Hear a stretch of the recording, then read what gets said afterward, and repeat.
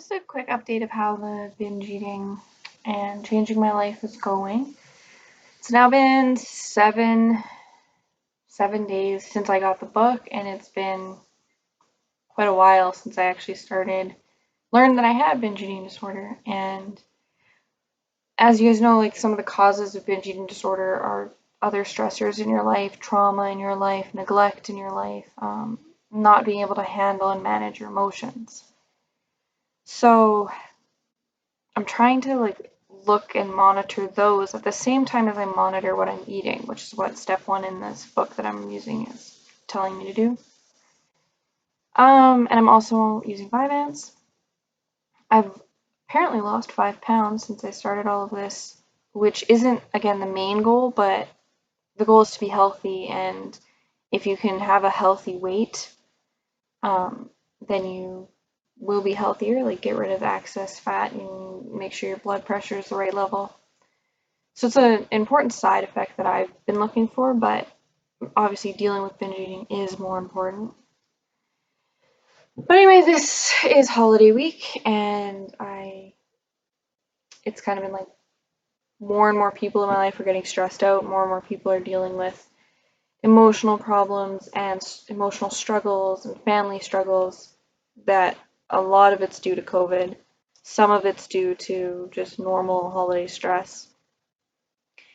But I try and listen to what they're saying, and I give them a place to vent, and I try and distract them.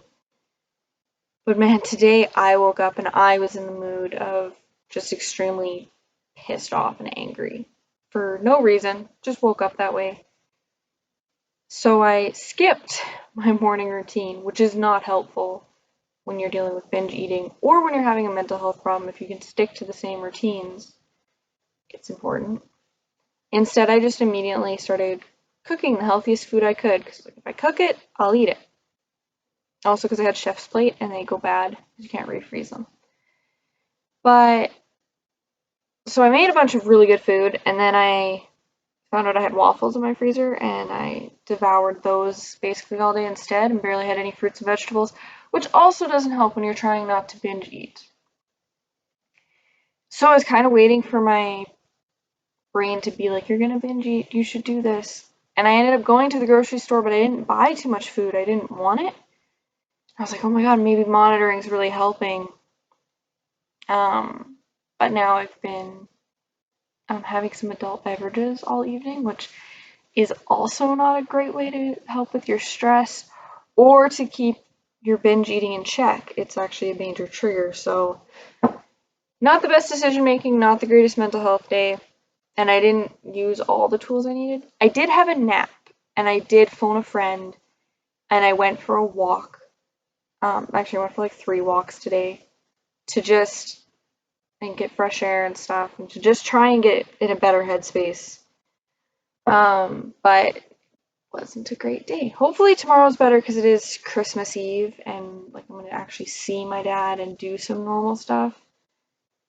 And one of the biggest tips I would say is, I probably should have turned my phone off today when I realized I was in a bad mood and other people were struggling. When you're both struggling, it's very hard to help each other, so it's not always one person's job. But it didn't lead to binge eating, and it's not binge drinking or anything. It's just a couple drinks that I normally wouldn't have.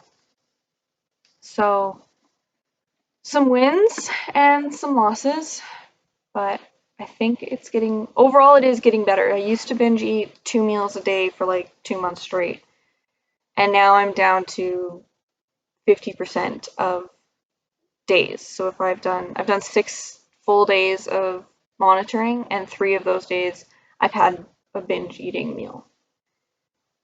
And not as bad as before I went to the doctor. It's hard to say if that's because of the self-help book that I'm using or if it's because of Vyvanse, but either way, I'm going to keep using both and hopefully make it through the holiday season and back into work, still in control and doing better.